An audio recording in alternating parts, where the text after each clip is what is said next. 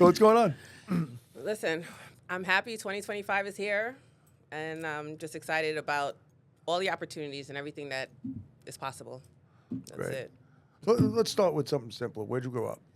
Grew up in Brooklyn Okay. for most of my life. I did live in Miami from I'm going to say 6th grade to 11th grade. Oh, that's pretty cool. I lived in Miami, and then I ended up coming back to New York in Brooklyn in the middle of my 11th grade high school year. That had to be hard. That was hard, yeah. So when I moved to Miami, I was a New Yorker. So people were like, oh, she's a New Yorker, so I was pretty cool. Coming back to New York, I was the Floridian. That's right. So I was a little nervous that I was going to get my butt kicked, and it was kind of tough out here. But, I made it. You made it through. And what school did you go to? South Shore High School in Brooklyn. Where was that? It's in Canarsie. That's what I thought. Yeah, it's in Canarsie. I ended up joining the booster squad, Okay. which is you're not the cheerleader, but you're like the dancer Okay. for the football games, and that helped me with my social life and things like that. So it was pretty cool. How was their football team back in the day? It sucked. I didn't really pay attention to football, honestly, and I don't think that they were that great. And that Okay. school is really not doing well now, but Really? I made some good connections while I was there. So that's the good thing. So you ended up graduating out of Brooklyn, out of school. So I graduated from South Shore High School. I went to John Jay. Oh, so did I. Yeah, I went to John Jay for undergrad and graduate. So What'd you study? forensic psychology. Okay. Yes, I was at Pretty first cool. Interesting. thinking about being an attorney. I was going to be a lawyer. Me too. And then I realized how much work it was going to take. See, I didn't see that. I just saw there was no money in it, believe it or not. The money, how much it was going to cost, the work that it was going to take for me to do it. And I was like, I'm not sure. So I graduated with a degree in forensic psychology. I ended up working for ACS for about 7 years. That had to suck. That was difficult. That was very difficult. 'Cause I remember working with you guys when I was, not with you in particular, but I remember working with them. That's a tough job. It is a tough job, but it's a job that's so needed. Yeah. It's very necessary. And I did it for 7 years. By year 5, I was like, okay, I can't do this anymore. Like, I was going home, worried that there was a kid that I didn't see. Did you have Or- children at the time? Or? I didn't have children at the time. Thank So God. I was single. I did a whole lot of overtime. And I remember just going home, just worrying about the kids on my caseload.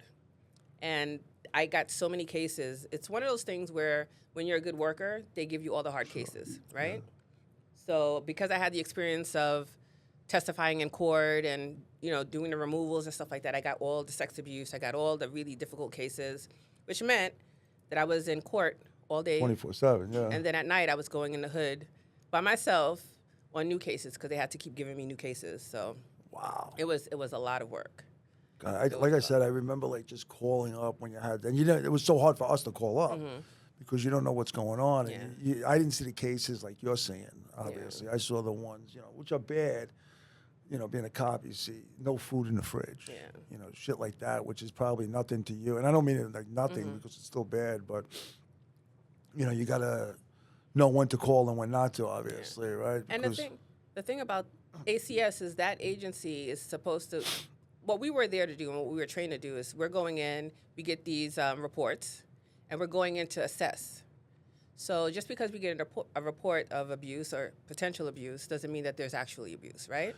Yeah, how do those calls come in? Are they coming in from police officers, detectives, or are they coming in from the neighbors, the actual children themselves? All of the above. All of the above. From teachers, neighbors, police officers. And so when I would get these reports, I'm going in just saying, okay, let me find out what's happening, because it doesn't mean that it's actually true. So when I would go into homes where it was just like a situation where they just didn't have money, then I would just provide services. Sure. I'd provide services to kind of help the family. But I would see that the people seeing me coming in, I was like the enemy. I was going to say that. I'm the enemy, yeah. So I was going in wholeheartedly wanting to go help and find out what's actually happening. I got this report, what's happening.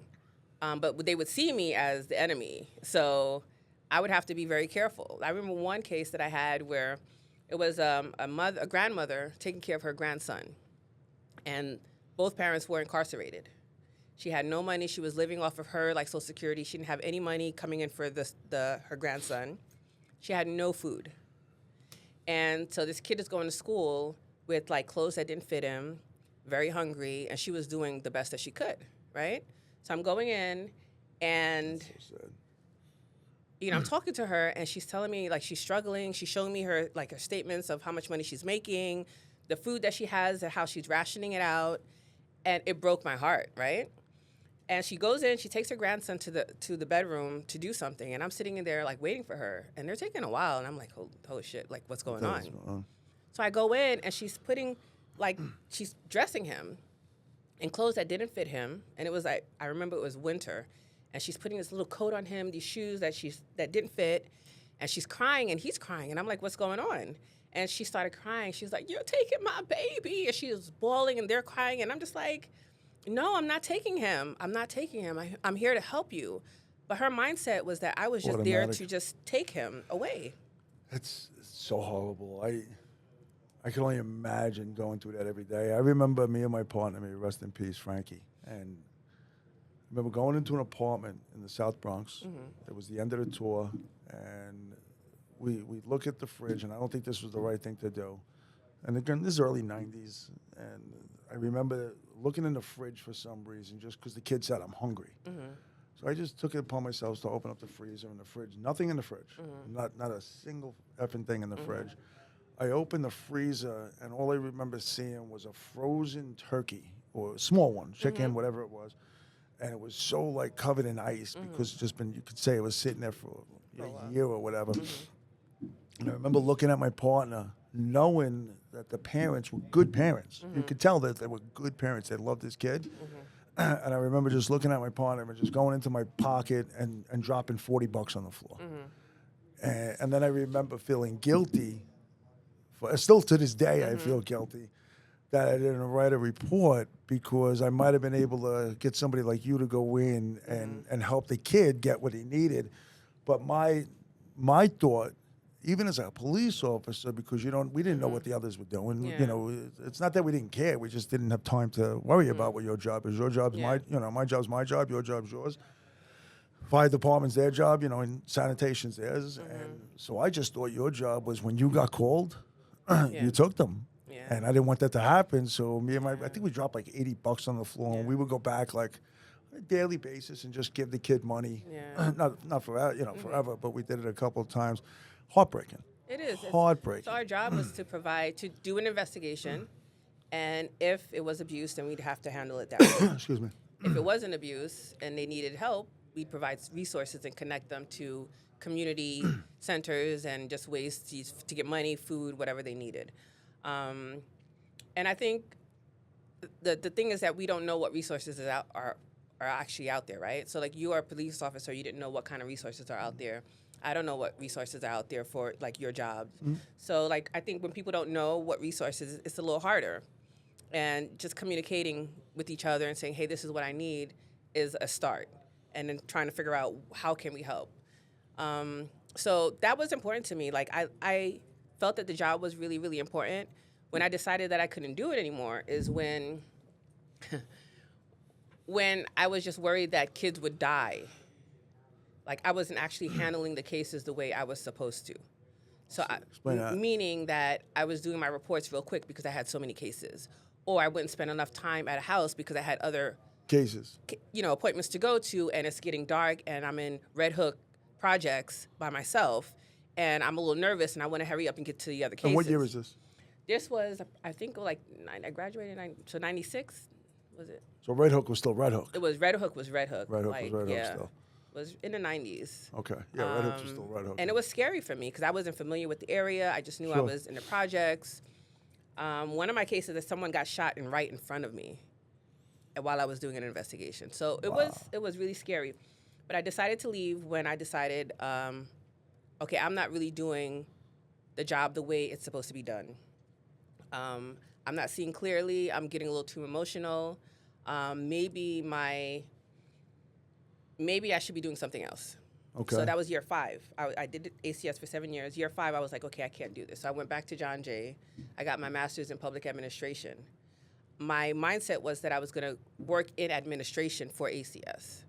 I was going to help create policies where maybe the caseworkers wouldn't be so overwhelmed. I would help in that kind of sense instead of doing the actual investigation. So would that be possible?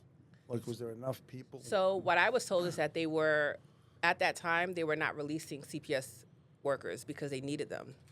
CPS workers they basically, the turnover rates are really high, so they couldn't allow me to go into another position. Wow. So I ended up just quitting. I didn't even have a job. I was like, okay, I can't do this anymore because It's just too emotionally. it's too much, and I'm not letting someone die on my caseload. I had a case once where someone was pretending that her neighbor's kids were her kids. Wow. And the only way that I found out is because the next door neighbors called me when I left, and they were like, those are not her kids. I haven't seen her kids in a while. Those kids are not hers. Turns out her kids were somewhere upstate. They were okay, but they were upstate. So it's like things like that happening. I'm like, That's insane. I couldn't do it. Wow. But Like, what thank happens you, in that ACS case? workers. Yeah, absolutely. What happens in a case like that where they're coming off with the wrong kids? Like, what's your... I mean, unless something bad happens, maybe nothing will happen. Like, if a kid dies, then they would be looking at me and saying, "Hey, how could you have not known that those weren't her kids? You didn't do this, you know." Like, and I didn't want to risk that. I was like, I'm not having this happen to me or any kids on my caseload. So that was scary. I hate to bring this stuff up, especially on things like this. I was selling a house for the douchebag that killed his son in out east. The one that kept him in the garage. Yes, and that kid was in my office. God rest his soul. That was heartbreaking. I remember the mom trying to pull things and get things, and it was just so terrible what that poor lady went through, and even worse, the kids went through. And I just remember, like, wow, there's something wrong with this. Yeah. The whole process, it's just something wrong with it that, nobody... It's not that... I guess what you're saying is it's so... I guess you get looked at the same way a cop gets looked at, where you're automatically the bad guy going in, so they don't trust you. Yeah. And, right, so it's such a tough job. I give you all the credit in the world. I give all the workers out there all the credit in the world. Are you assigned just to Brooklyn, or... Yes. Did you have Assigned just different in areas? Brooklyn. For overtime, you could work in other areas, but we had certain areas and regions that we were assigned to. So I was assigned to Red Hook, Gowanus, that part of Brooklyn. Now, silly question: would you pick up cases because of cases? Like, would there be an open case because of you seeing something? What happens while you're working another case? Yeah. So something like there are two families living in one house. And there's a case on just one person, one family. So now you have to create two cases because there are two families living in one home. Okay. Or if someone mentions something that's like maybe for a neighbor, then I would have to call a case. But I mean, I handle that case, but a case would have to be called in. So would it be the same thing as like with us, where they would try to give you information on somebody else to get off of their shit? Oh, no. Wasn't like no, that. That can't happen. No. Okay, so it wouldn't be like I'm going to roll on this person. No. So you didn't get any of No, that, nothing where you like opened that. up your own case and your own investigation and pulled that off. How often would it be where you had to go in there and physically remove the child? It happened enough. I can't tell you because it was so long ago, but it happened enough where I was in court a lot. And there were different situations: sex abuse, physical abuse, drug use. There was one time that I remember a mom. She was like just high on drugs, and she just had a baby. She had left the shelter, and they had made reports, and she somehow found an apartment. I don't remember the situation, but now I'm in this building, this walk-up building, and she has this newborn baby, and you know what it was? The hospital called it in.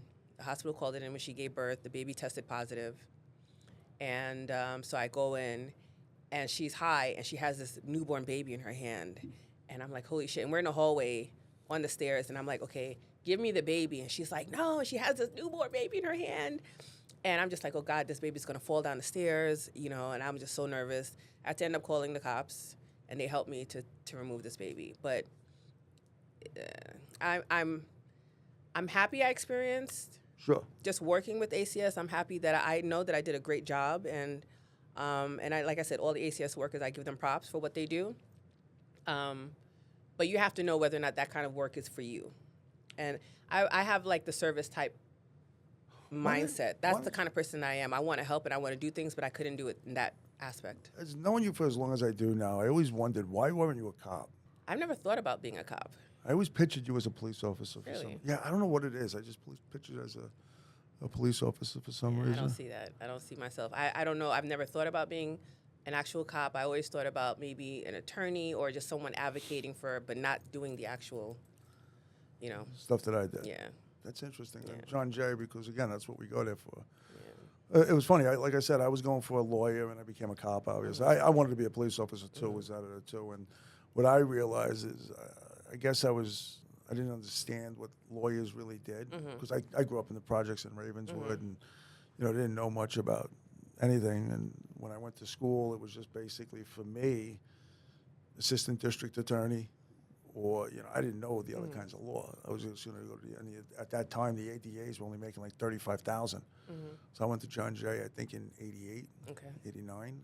So they were making nothing. So I'll become a cop, and then when you get out of the academy, you're making a certain amount of money. Yeah. Why go to become an ADA and make less? But I didn't know you went to John Jay though. It's Yeah. interesting. So you leave. Yeah, I'm sorry. So I was gonna say my supervisor at ACS, when I was working in Red Hook, he was into real estate. I had gotten my license while I was working for ACS. My next question was.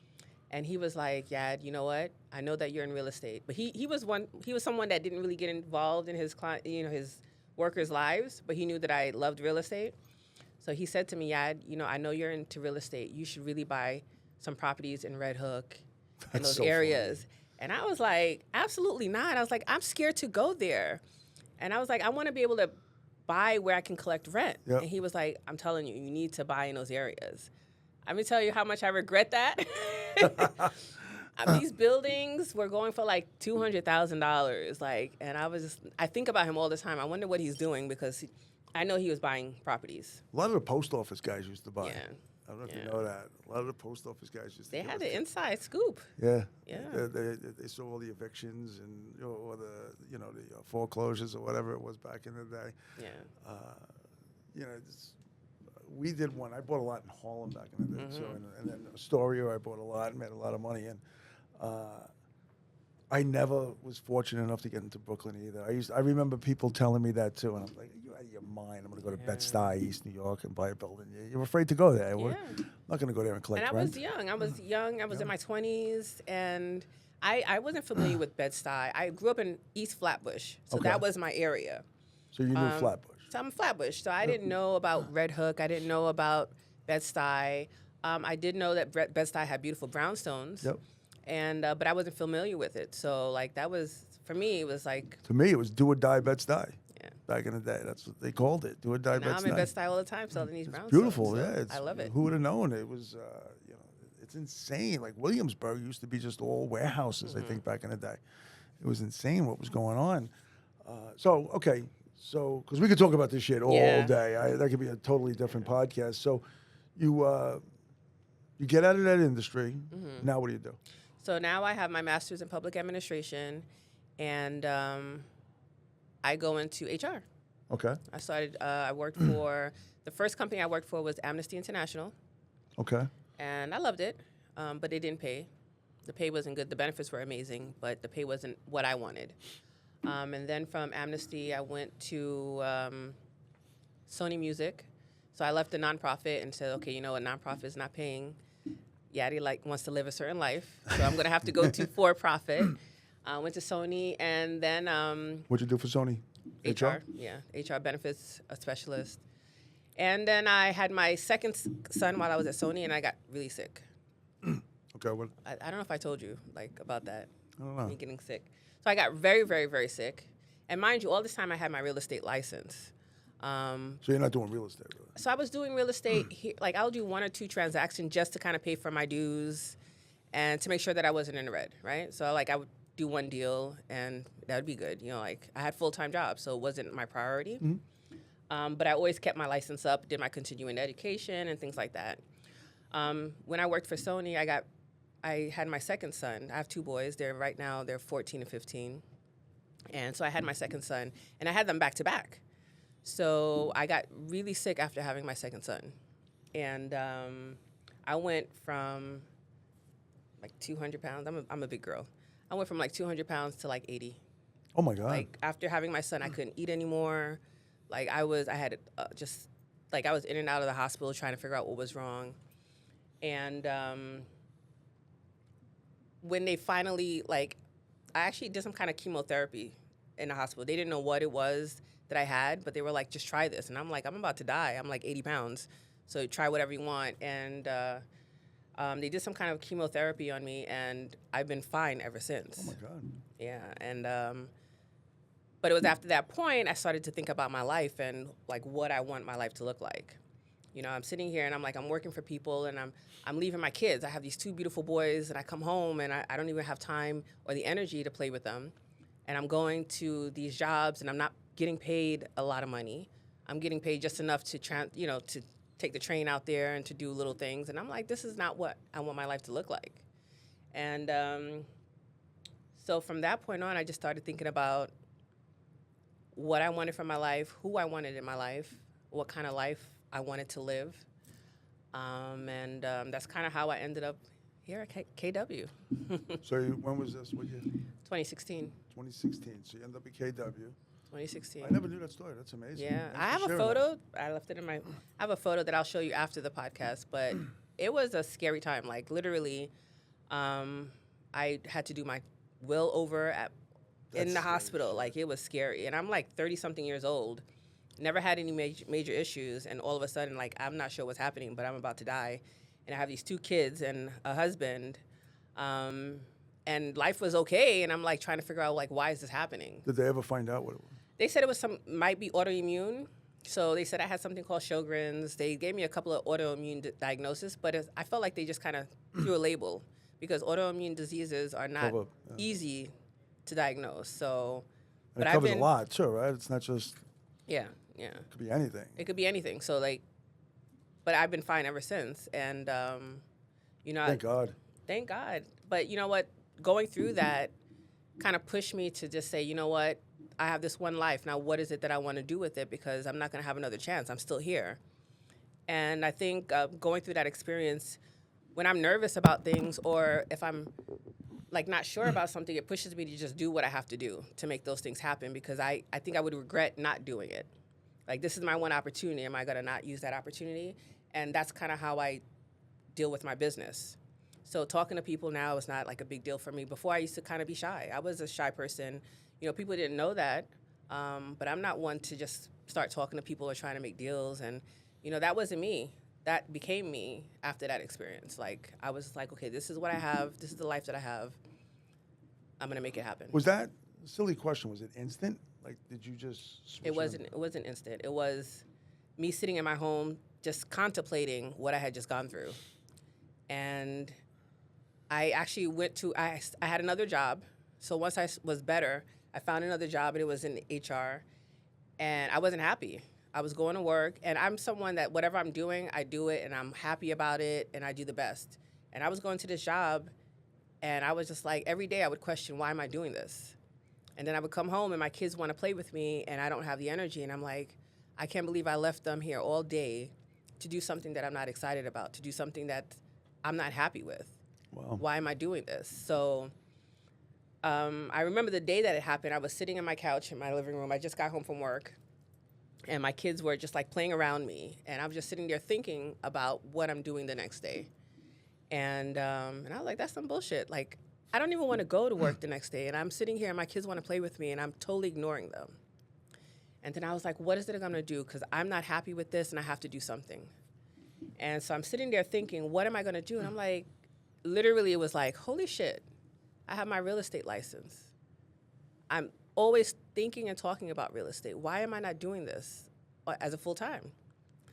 And so I'm sitting there, and I'm like, in my mind, I'm working it out. Like, okay, if I quit my job and I start doing real estate full-time, What does it look like? what is that going to look like? What am I going to have to do? How much money do I want to make? At that time, my goal was like $100,000. So I was making like 45. And I was like, all right, now I'm going to have to convince my husband at the time. How did you do that? So he was retired. He's a firefighter. And I think firefighters they just focus on doing your time and retirement, Yep. right? So I was a little nervous about it. And I was like, I'm going to have to convince him, knowing the person that he is, right? So I just thought about it, and I was like, you know what? I'm going to have to tell him the benefits of me doing this full time, like how I'm going to be there for the kids, how much money I could make, how it's going to benefit the family. So I really had to put some thought into it, and I literally was going to put together a PowerPoint presentation so I could show him the benefits. And then one day I was like, okay, maybe a couple of days after that day when I sat there with my kids, I just went to him and I was like, listen, I'm thinking about quitting my job and doing real estate full time. And I started to talk to him to let him know. And he was like, I think that's a great idea. Wow. He didn't even let me finish.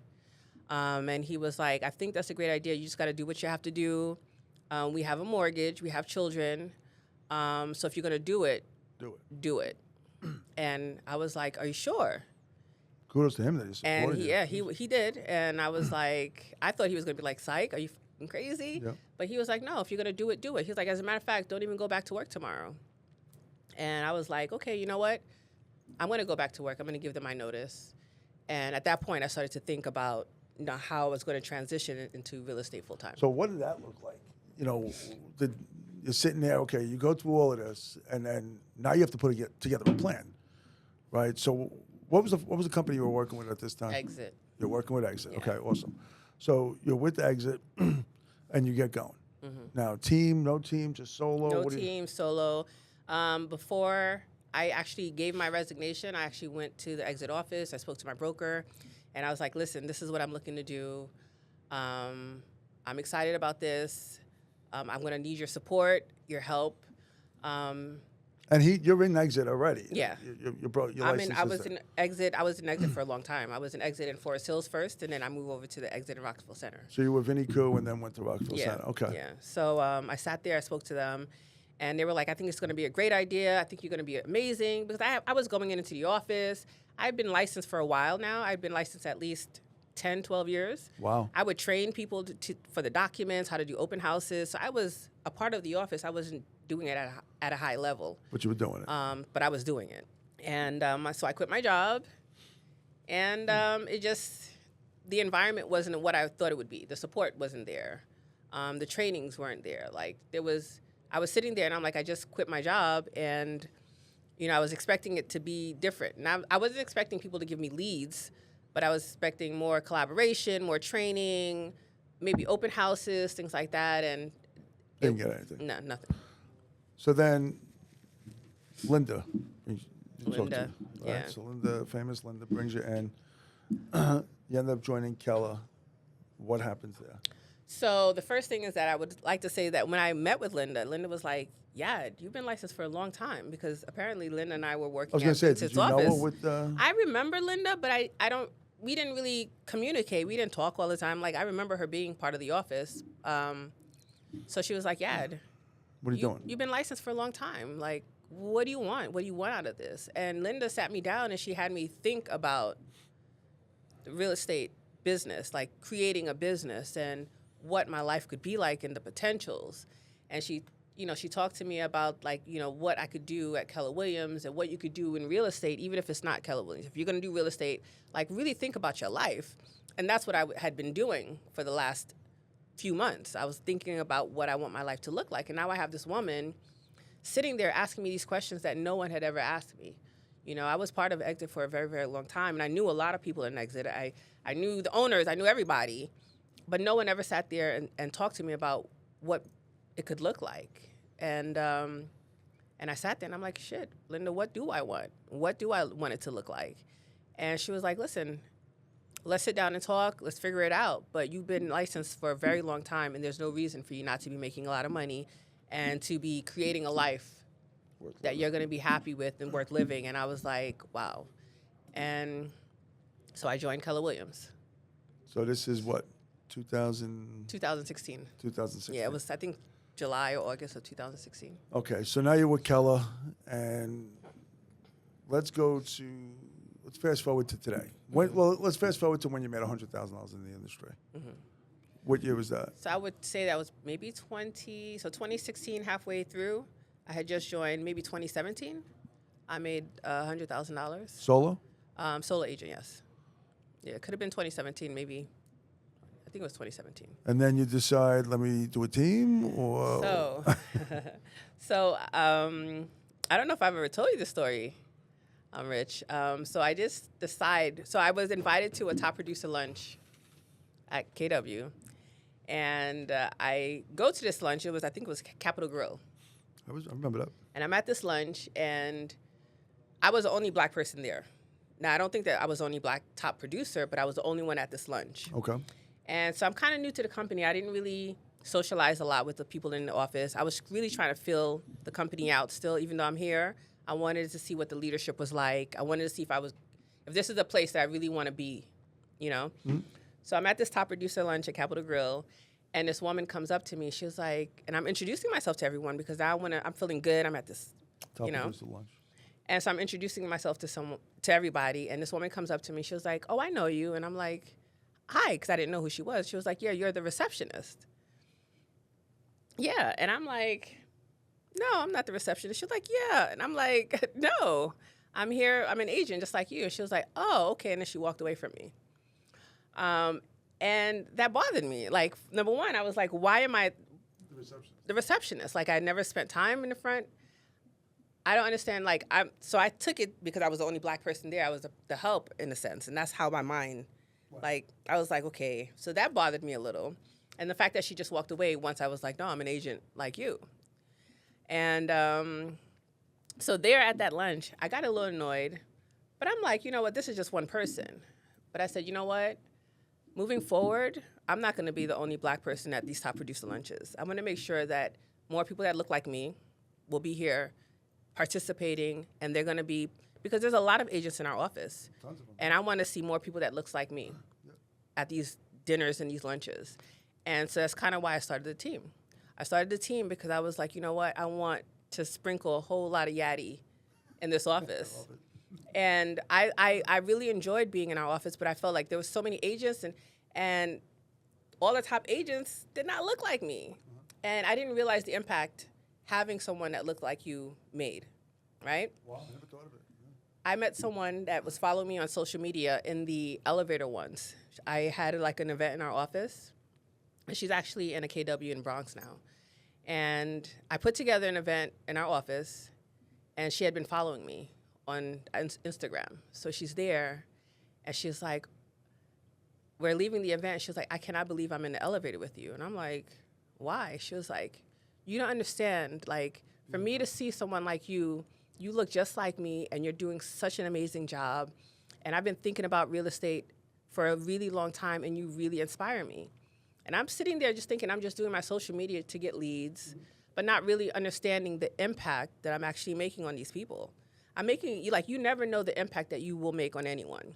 You can say hi to someone or just say, hey, you have great skin, and that could do something very powerful to someone. So, you know, just understanding that I'm in a position where people are looking at me and they're saying, wow, like, if you can do it, so can I.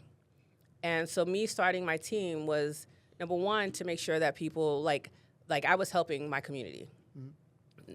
Number two, the more the merrier. You have more, you can do more with, you can make more with more people, right? So, yeah, I made more money once I started the team, but I was also giving back. And that's going back to, like, me working at ACS and all these other jobs. I always wanted to kind of give back. And I felt that at this point, I do have something to give back. I'm in this real estate industry. I love it. I understand the power behind it.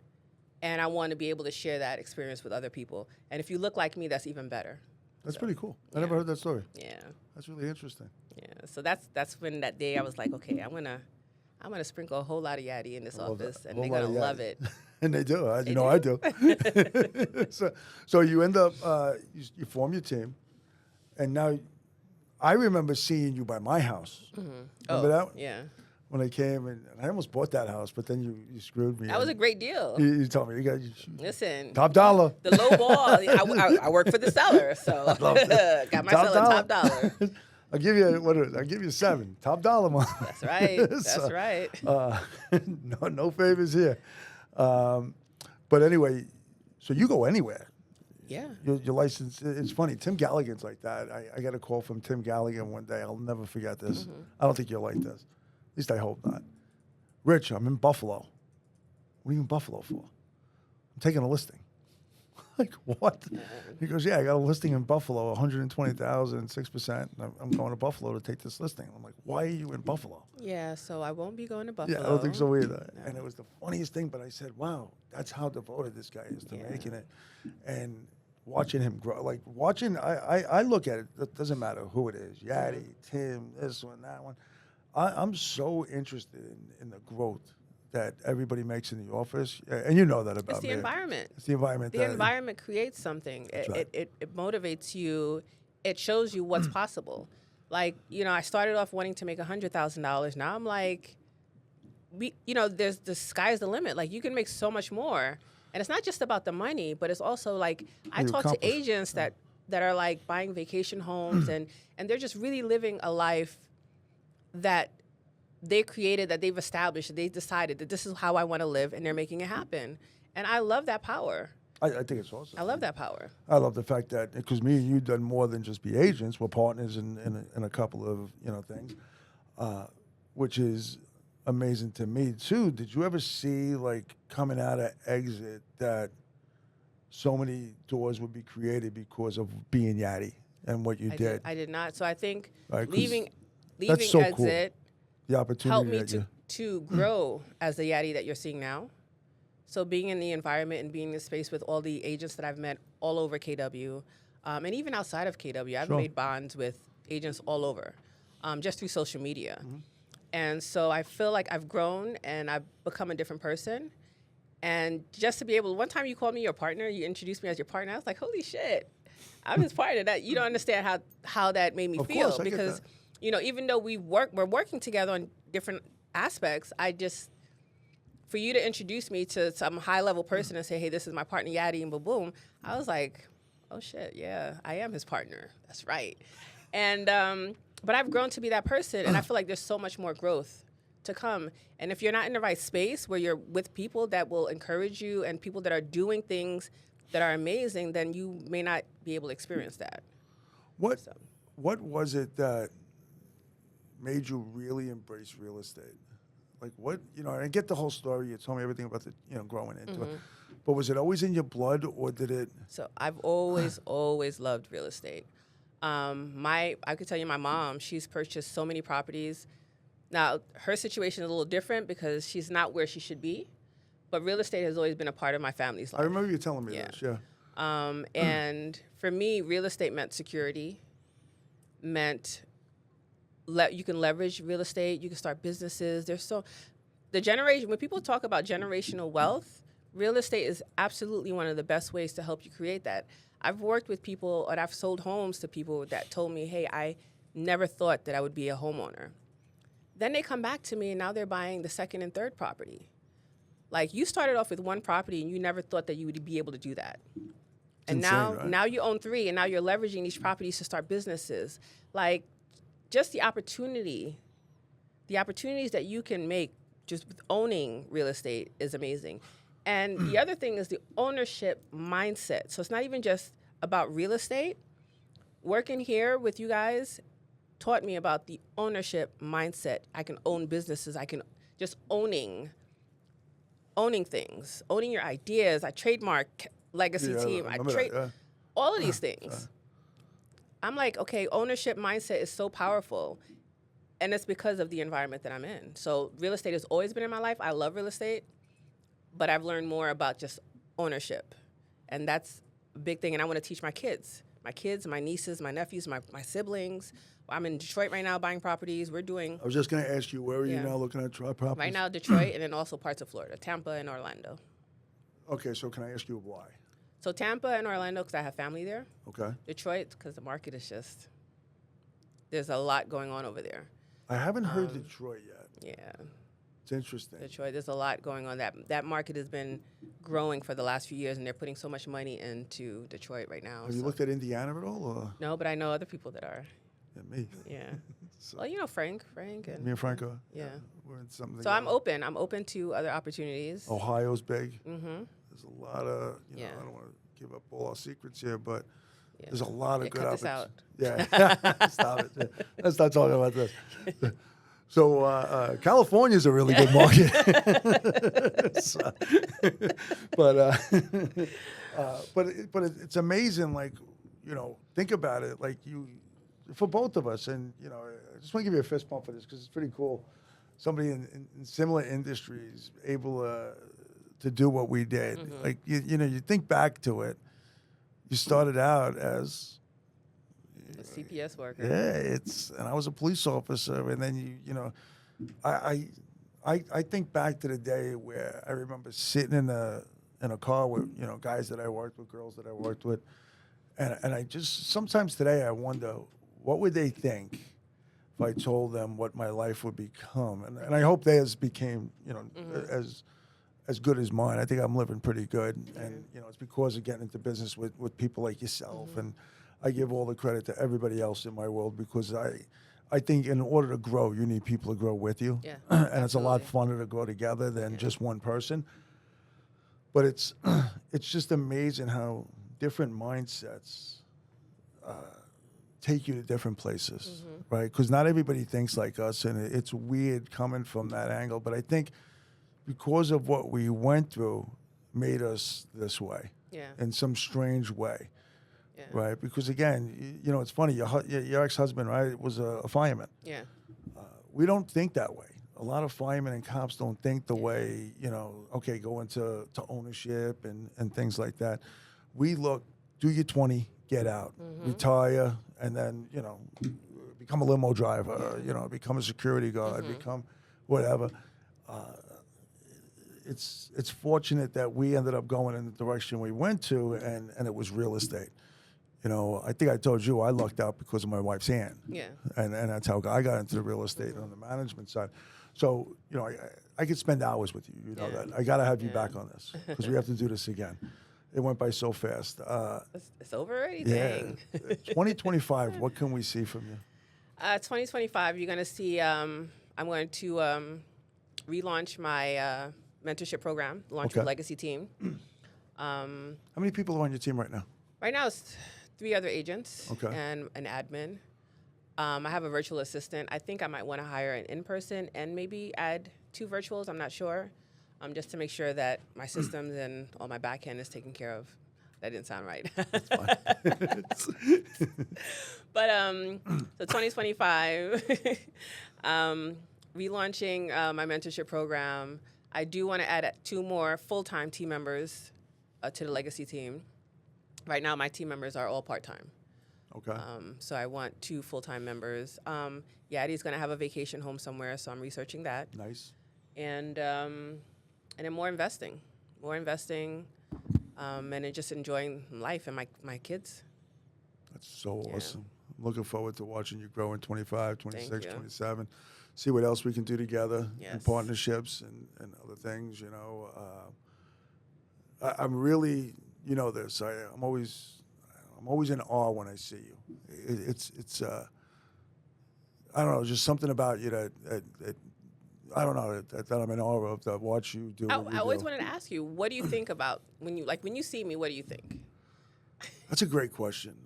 I see somebody that's very confident, somebody that knows what they want, and somebody that's going to get what they put their mind to. I always seen that with you, and somebody that can. Again, this is going to sound corny, but it's true. Somebody proud. I'm very proud of to be my partner. Okay, thank you. That's what I say, I and I'm appreciate glad that I'm in business with you. I appreciate that. Because I would rather you on my side than against me. So with that, we'll leave it. Love you. I'll have you back in a couple of weeks. Make Thank sure you you set up so with Julia because we got a lot more to talk about. Yes, Awesome. yes. Thank Happy you so New Year. much. Happy Thank New you. Year.